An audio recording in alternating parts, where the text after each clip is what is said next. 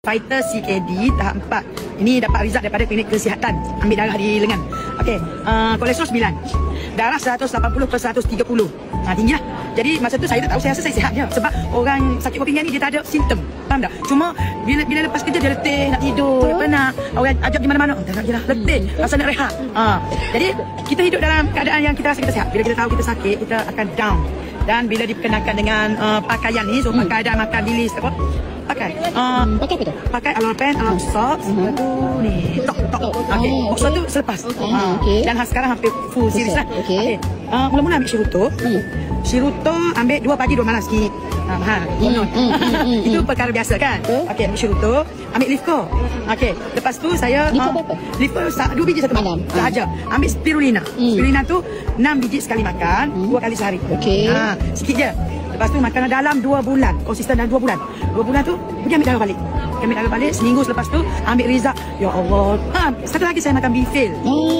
Bifil. Sehari satu. Pagi, 1 jam sebelum sarapan pagi.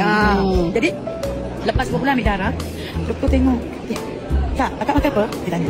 Dia tengok rekod saya. Kolesterol okey, dari 9 turun 5. Dalam berapa bulan? 2. 2. Ada makan apa-apa ke? Tak ada. Sebab saya sakit hati. Dia cakap saya kena dialisis. Saya tak nak cakap dengan dia. Okay. Saya dah memang tengok muka doktor. Nak dialisis, nak tebuk-tebuk ni. Tak boleh. Lepas tu darah okey. Berat badan turun 3 kg kan. Tak banyak. Lepas tu slowly. Buah pinggang ni. Akak ada makan apa-apa ke? Tak ada. Tak nak cakap. Biasalah, kita orang sakit. Manjakan diri. Orang lain tak nak manja kita kan. Lepas tu dia kata buah pinggang akak tak 1 dari tahap 4. Juga mata. Betul ke doktor? Tanya balik. Betul. Ya, akak makan apa? Tak makan. Ni saya pakai. Saya makan Bifil, Shiruto. Betul-betul keluar semua. Tupik segala. Mahal kan? Mahal lagi buah pinggang saya. Ambil darah sebab saya demam. Nak mari sini takut ada influenza.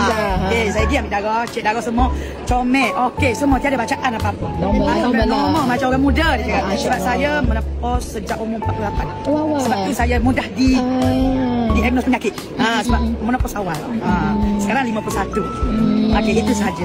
Thank you, Kak.